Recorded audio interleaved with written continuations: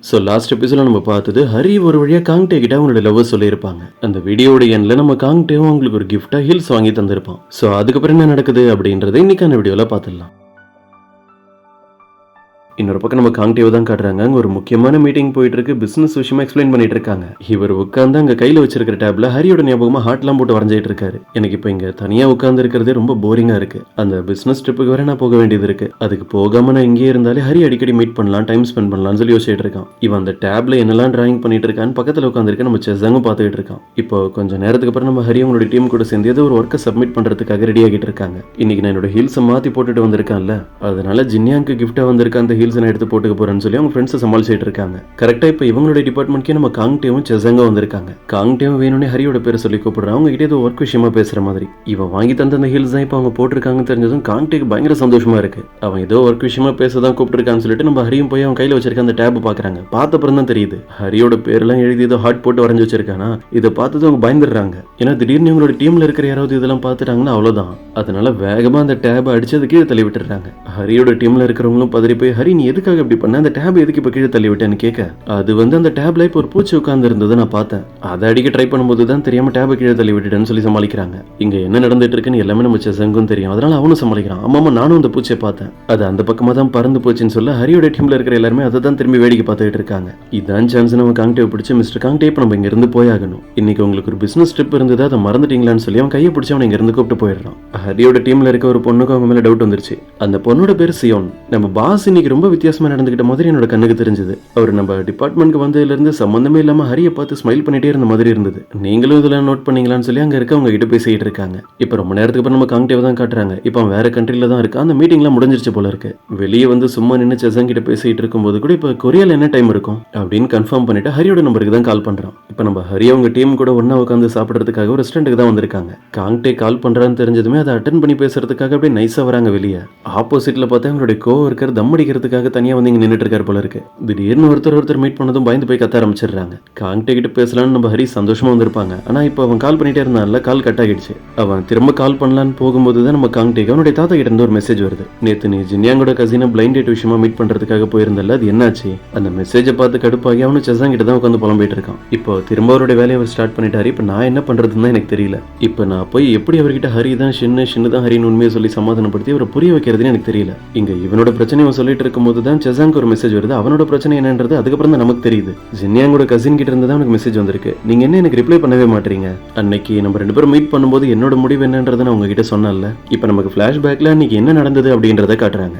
ஜின்யாங்கோட cousin கிட்டே உண்மையெல்லாம் சொன்னதுமே அவங்க நல்லா யோசிச்சு பார்த்துட்டு அதுக்கப்புறம் அவங்க என்ன கேட்டிருப்பாங்க, உங்களுடைய பாஸ் காங்டே வேற ஒரு பொண்ணை லவ் பண்றதை நீங்க சொல்றீங்க, அது பரவாயில்ல, எனக்கு உங்களை ரொம்ப பிடிச்சிருக்கு, நம்ம ரெண்டு பேரும் டேட் பண்ணலாமான்னு கேட்டிருப்பாங்க. இவன் பதிலுக்கு எனக்கும் கேர்ள் ஃப்ரெண்ட் இருக்காங்க, என்னாலையும் அப்படிலாம் எதுவும் பண்ண முடியாதுன்னு சொல்றான். ஆனா ஜின்யாங்கோட கசின் கேட்கற மாதிரியே இல்ல. எனக்கு உங்களை ரொம்ப பிடிச்சிருக்கு, நீங்க ஒரு பொண்ணை லவ் பண்ணிட்டு இருக்கிறதா மட்டும் தானே சொல்றீங்க, நம்ம ரெண்டு பேருமே அடிக்கடி ஒன்னா மீட் பண்ணி பேசலாம், உங்களுக்கு என்ன கண்டிப்பா பிடிக்கும்னு சொல்லி இவனுடைய பேச்சையும் கேட்காம அவனை டார்ச்சர் பண்ண ஆரம்பிச்சிருக்காங்க. இப்ப பிளாஷ்பேக்ல முடிஞ்ச பிரச்சனைல ஜின்யாங்க அவனை கால் பண்ணி பேசிட்டு இருக்காங்க. அவங்க பக்கத்துலயே தான் அவங்களுடைய கசினும் நின்னுட்டு நம்ம செசங்க மெசேஜ் பண்ணிட்டு இருக்காங்க. அவங்களோட தொல்லை தாங்க முடியாம அவனும் ரிப்ளை பண்ணிட்டு இருக்கான். இப்ப நான் என்னோட ஒர்க்ல இருக்கேன், தயவு செஞ்சு என்ன டிஸ்டர்ப் பண்ணாதீங்க, எதுவா இருந்தாலும் நான் கொரியாக்கு வந்ததுக்கு அப்புறம் தான் இந்த விஷயத்தை பத்தி பேச முடியும்னு சொல்றான். அவன் ரிப்ளை பண்ணிருக்கான்னு தெரிஞ்சதுமே அவங்க ரொம்ப குஷியாகிட்டு ஜின்யாங் கிட்ட சொல்லிட்டு போறாங்க.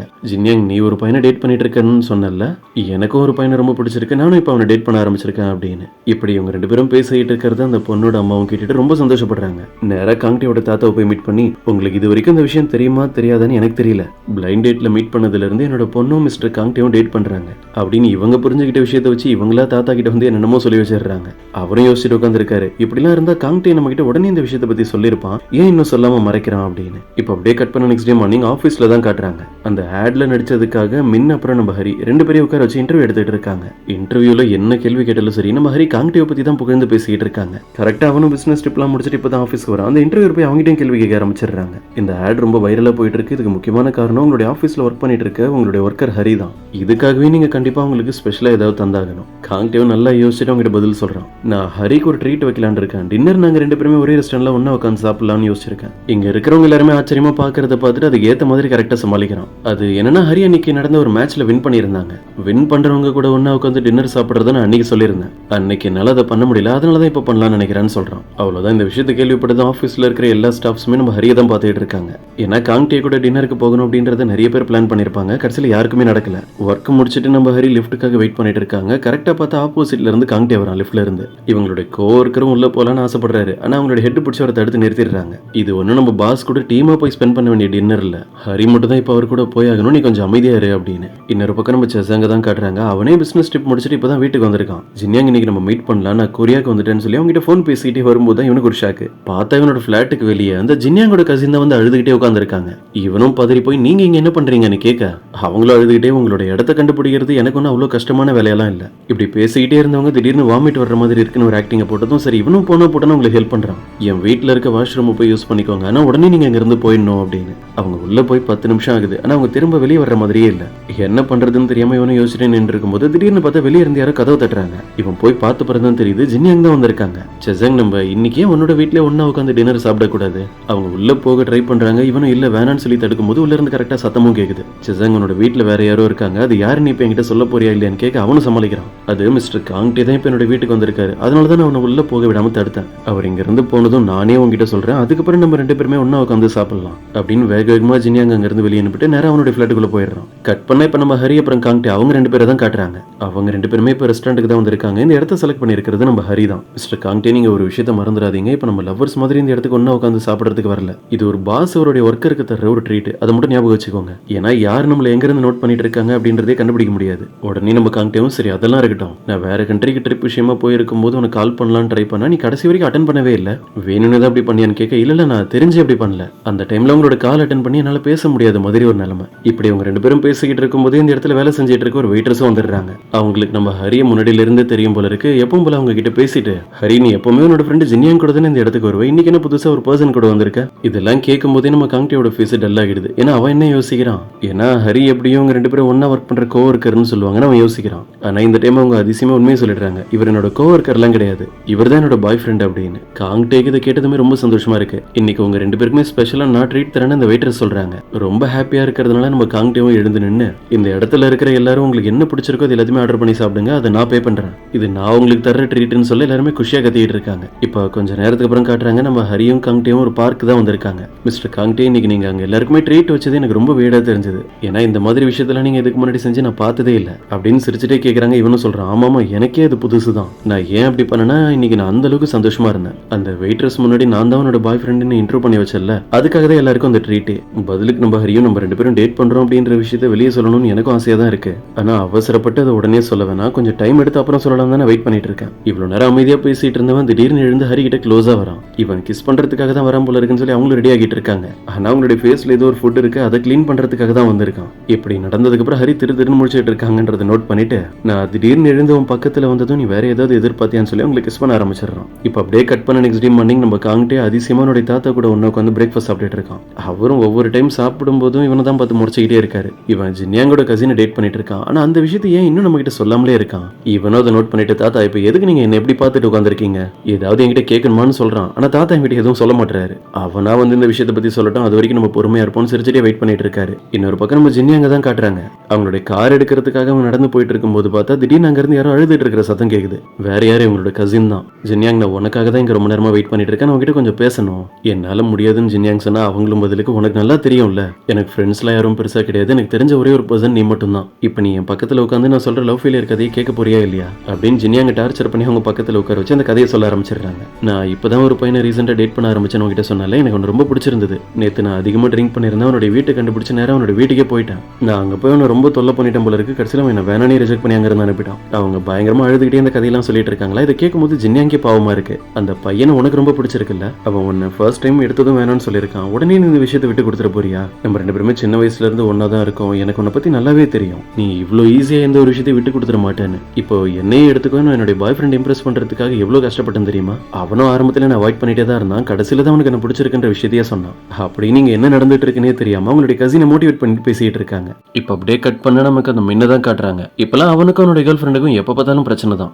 ஹரி கூட அந்த ஆட் ஷூட்டிங்ல வர ஒன்னா நடிச்சு அது வர ரொம்ப ஹிட் ஆகிடுச்சுல்ல. இது எல்லாத்தையும் பேசி முடிச்சுட்டு அவனுடைய கேர்ள் ஃப்ரெண்டு மேரேஜ் பண்ற விஷயத்தை பத்தி மின் கிட்ட சொல்றாங்க. ஆனா அவனுக்கு இந்த விஷயத்துல சரின்னு சொல்லணும்னே தோண மாட்டுது. இதை கேட்டதும் மின்னோட கேர்ள் ஃப்ரெண்ட் கோச்சிக்கிட்டே சொல்லிட்டு இங்க இருந்து போறாங்க. அவங்க என்ன யோசிக்கிறாங்க, ஹரியால தான் இவன் இப்படி எல்லாம் பண்ணிட்டு இருக்கான், இவனுக்கு இப்ப ஹரியை தான் பிடிச்சிருக்க போல இருக்கு அப்படின்னு. இதே நேரம் நமக்கு ஆபீஸ்ல காங்டேவும் செசங்கும் பேசிட்டே நடந்து போறதை காட்டுறாங்க. செசங், இன்னைக்கு என்ன நீ ரொம்ப அமைதியா இருக்க, மறுபடியும் உனக்கும் ஜென்யாங்க ஏதாவது பிரச்சனையான்னு கேட்கறான். திடீர்னு பார்த்தா நம்ம செசங் யாரையோ பார்த்து பயந்து போய் பின்னாடி ஒளிஞ்சுக்கிறான். அது வேற யாரும் இல்ல, ஜென்யாங்கோட கசின் தான் அது. அவனை தேடி அவனை டார்ச்சர் பண்றதுக்காக இந்த இடத்துக்கு வந்துட்டாங்க. காங்டேவும் இங்க நடக்கிறதெல்லாம் பார்த்துட்டு அந்த பொண்ணு கிட்டே கேட்கறான், அம்மா நீங்க யாரு, எதுக்கு உங்களை பார்த்து இவன் எப்படி பயப்படுறான்? நான் ஜென்யாங்கோட கசின், அன்னைக்கு பிளைண்ட் டேட்டுக்கு நீங்க என்ன மீட் பண்றதா வர்றதுதான் பிளான். அன்னைக்கு நீங்க வரல, அன்னைக்கு தான் நான் செசங்க மீட் பண்ண, எனக்கு அவர் ரொம்ப பிடிச்சிருச்சு. நேத்து ட்ரிங்க் பண்ணிட்டு தேவையில்லாம அவருடைய வீட்டுக்கு போய் சில பிரச்சனையெல்லாம் பண்ணிட்டேன், அதுக்காக தான் செசங் கிட்ட மன்னிப்பு கேட்டுட்டு போலான்னு வந்திருக்கான்னு சொல்றாங்க. இப்படிலாம் பண்ணாலாவது செசங் இம்ப்ரெஸ் ஆவான்னு தான் ட்ரை பண்ணிட்டு இருக்காங்க. அந்த விஷயம் நடந்ததோ இல்லையோ, ஆனா இந்த இடத்துக்கு வர்ற காங்டேயோட தாத்தா இவங்க எல்லாரும் பேசிக்கிட்டு இருக்கிறது எல்லாத்தையுமே கேட்டுறாரு. ஜின்யாங்கோட கசின் கிட்ட பேசினப்பறம் அவருக்கு கிளியரா தெரிஞ்சிருது, அன்னைக்கு அந்த பிளைண்ட் டேட்டுக்கு காங்டே அங்க போகவே இல்லை, அவனுக்கு பதிலாக அவன் செசங்க தான் அந்த இடத்துக்கு அனுப்பியிருக்கான்னு. தாத்தா டென்ஷனா வரதை பார்த்துட்டு அந்த பொண்ணு அங்க இருந்து எஸ்கேப்.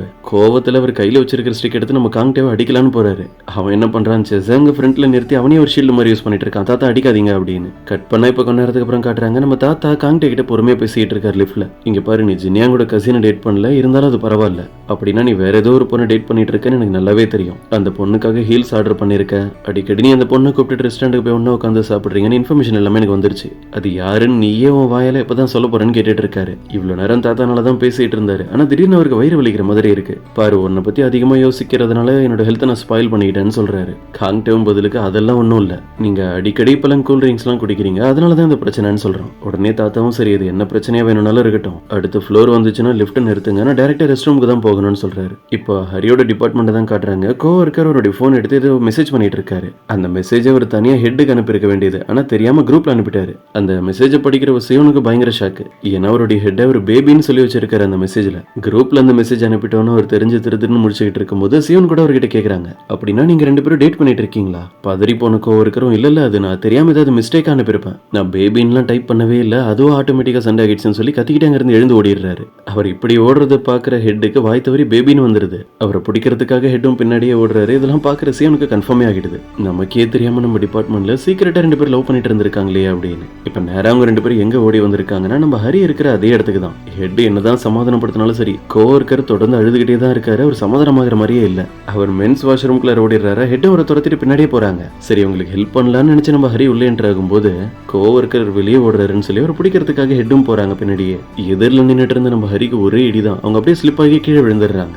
ஹரி காலில் போட்டிருந்த ஹீல்ஸ் வேற பறந்து போய் ஒரு இடத்துல விழுந்துருது. அது அவங்க எடுக்கலான்னு போகும்போது யாரோ உள்ள வர்ற மாதிரி சத்தம் கேக்குது. அதனால பயந்து போய் அதை அப்படியே விட்டுட்டு ஒரு ரெஸ்ட் ரூம்ல போய் ஒளிஞ்சுக்கிறாங்க. அப்படி யார் இந்த இடத்துக்கு வந்திருக்கான்னு பார்த்தா நம்ம காங்டேயோட தாத்தா தான். அவர் தரையில இருக்க அந்த ஹீல்ஸை பார்த்துட்டு, அம்மா இது மென்ஸ் ரெஸ்ட் ரூம் தானே, இங்க எப்படி இது வந்ததுன்னு கேட்கிறாரு. இதை பாக்குற நம்ம காங்டேக்கும் செசங்கு புரிஞ்சிருது. காங்டே ஹரிக்காக வாங்கி தந்த ஹீல்ஸ் தான் இது, அப்படின்னா அவங்க இப்ப உள்ளதான் இருக்காங்கன்னு. ஹரியை இங்க இருந்து எஸ்கேப் ஆகிறதுக்கு ரெண்டு பேரும் சேர்ந்து என்னென்னமோ ட்ரை பண்றாங்க, ஆனா ஒன்னும் வேலைக்காகல. தாத்தா போய் கதவு தட்ட ஆரம்பிச்சிடுறாரு. இப்ப நீங்க உள்ளதான் இருக்கீங்கன்னு தெரியும், வெளியே வர போறீங்களா இல்லையான்னு. வேற வழியே இல்லாம நம்ம ஹரியும் வெளியே வந்துடுறாங்க. ஆனா அவங்களுடைய டெக்னிக்கை யூஸ் பண்ணிட்டு அவங்க தலைமுடியை வச்சு ஃபுல்லா ஃபேஸை கவர் பண்ணிட்டு, நான் தெரியாம இந்த இடத்துக்கு வந்துட்டேன், எனக்கு ரொம்ப எமர்ஜென்சி அதனாலதான் அப்படின்னு தாத்தா கிட்ட என்னமோன்னு சொல்லிட்டு அங்க தரையில இருந்து அந்த ஹீல்ஸ் எடுத்துட்டு ஓடிடுறாங்க. இப்ப ரொம்ப நேரத்துக்கு அப்புறம் நம்ம ஹரியை தான் காட்டுறாங்க. இவங்க அடிக்கடி காங்டேயோட தாத்தாவை டிஸ்டர்ப் பண்ணிட்டே இருக்காங்கல்ல, அவருக்கு சாரி சொல்ற மாதிரி தான் ஒரு லெட்டர் டைப் பண்ணிட்டு இருக்காங்க. இங்க இவ்வளவு பிரச்சனை நடந்திருக்கு, பக்கத்துல நின்னுட்டு இருக்க அந்த இளம் கப்பல்ஸ் இப்ப கூட ரெண்டு பேரும் பேசிக்கிட்டு தான் நின்னுட்டு இருக்காங்க. சிவன் தான் அவங்க கிட்ட கேக்குறாங்க, நீங்க என்ன ரொம்ப அசால்ட்டா இருக்கீங்க, உங்களாலதான் இவ்வளவு பெரிய பிரச்சனை நடந்து. ஹரி லெட்டர்லாம் டைப் பண்ணிட்டு இருக்கா. ஆமா, அவங்க ரெண்டு பேருக்கும் எப்ப நீங்க லவ் பண்றீங்க அப்படின்ற விஷயம் தெரிஞ்சது. உடனே கோவர்க்கரும் ஹெட்டும் சிரிச்சுக்கிட்டு பிளாஷ்பேக்ல நடந்ததை சொல்றாங்க. ஃபீல்ட் ட்ரிப்புக்கு எல்லாருமே போயிருக்கும் போது தான் இவங்க ரெண்டு பேரும் பர்சனலா நிறைய விஷயங்கள் பேசியிருக்காங்க. ரெண்டு பேருக்கும் ஏஜ் கொஞ்சம் அதிகம் தான், இருந்தாலும் இது வரைக்கும் மேரேஜ் பண்ணாமலே இருக்காங்க. கோவர்க்கர் பல வருஷமா ஹெட் ஒன் சைடு லவ் பண்ணிட்டு இருக்காரு போல இருக்கு. என்ன இருந்தாலும் அந்த ஹெட் கிட்ட அவருடைய லவ் சொல்றதுக்கு அவருக்கு தைரியம் இல்ல. ஏன்னா ஒர்க்ல அவங்க சீனியர், திடீர்னு இவர் இதை சொல்லி அவங்க கடுப்பாகி வேலையை விட்டு தூக்கிட்டாங்கன்னா ஃபீல்ட் ட்ரிப்புக்கு போய் இவங்க ரெண்டு பேருமே ஒன்னா உட்காந்து பேசும்போது தான் எப்படியோ தைரியமா அவரோட லவ் சொல்லியிருக்காரு. அவர் பயந்த மாதிரிலாம் ஹெட் ரொம்பலாம் யோசிக்கவே இல்லை. அவங்களுக்கும் கோவர்க்கரை பிடிச்சிருக்குன்றத உடனே சொல்லிட்டாங்க. இப்போ பிரசன்ட்ல தான் காட்டுறாங்க. ஹரியோட பெர்மிஷன் லெட்டர் தான் தாத்தா உட்காந்து படிச்சிட்டு இருக்காரு. போன் யூஸ் பண்ணிட்டே நடந்து போனதுல தெரியாதனமா மென்ஸ் வாஷ்ரூம்குள்ள வந்துட்டேன்னு சொல்றான். அவர் ஹரி மேல இருக்கிற கோவத்துல என்னென்னமோ பேசிட்டு இருக்காரு. நம்ம காங்டேவும் செசங்க அவர் தடுக்க ட்ரை பண்றாங்க. இது ஒரு சின்ன விஷயம் தானே, இதுக்கு எதுக்காக நீங்க அந்த பொண்ணு மேல இவ்வளவு கோவப்படுறீங்க? இதெல்லாம் இருக்கட்டும், நீங்க ரெண்டு பேரும் என்ன திடீர்னு அந்த பொண்ணு ஹரிக்கு சப்போர்ட் பண்றீங்க? அவளாலதான் நான் இன்னைக்கு கீழே விழுந்து என்னுடைய முதுகு பிடிச்சிக்கிச்சு தெரியும்ல. நான் எங்கெல்லாம் போறேனோ அந்த இடத்துக்குலாம் தேடி வந்து எனக்கு தொல்லை தர்றதே அந்த பொண்ணோட வேலையா இருக்கு. அது மட்டும் இல்லாம அவளோட அவரோட ஃபேஸ் கூட எனக்கு சரியா தெரியல. எப்ப பார்த்தாலும் ஏதாவது பிரச்சனையை பண்ணிட்டு தலைமுடி வச்சு அவரோட ஃபேஸை கவர் பண்ணிட்டு அங்க இருந்து ஓடிடுறான். இப்போ ரொம்ப நேரத்துக்கு அப்புறம் காட்டுறாங்க ஒர்க்லாம் முடிச்சுட்டு எல்லாருமே வெளியே போகும்போது ஹரியோட டீம்ல இருக்கிறவங்க அவங்கள போட்டு டார்ச்சர் பண்ணிட்டு இருக்காங்க. நீ எதுக்கு இவ்வளவு சீக்கிரம் இன்னைக்கு வீட்டுக்கு போற? இன்னைக்கு ஒரு சின்ன பார்ட்டி இருக்கு, நீங்க கூட வந்துதான் ஆகணும்னு சொல்லி அவங்கள போட்டு கம்பல் பண்ணிட்டு இருக்காங்க. ஆப்போசிட்ல பார்த்தா லிஃப்ட் டோர் ஓப்பன் ஆகுது. உள்ள இருந்து நம்ம காங்கிட்டே தான் வரோம். எல்லாரும் ஒன்னா வெளியே போறீங்களா, இன்னைக்கு ஏதாவது பார்ட்டியா, நானும் உங்க கூட கலந்துக்கலாமான்னு கேட்க அவங்களும் தாங்கிட்டே கண்டிப்பா நீங்களும் வாங்கன்னு சொல்லி இன்வைட் பண்ணிடுறாங்க அவனை. ஸோ இன்னைக்கான வீடியோ இதோட முடியுது. இது உங்களுக்கு பிடிச்சிருக்கும்னு நம்புறேன். அப்படி பிடிச்சிருந்தா மறக்காம உங்களுடைய ஃப்ரெண்ட்ஸ்க்கும் ஷேர் பண்ணிடுங்க.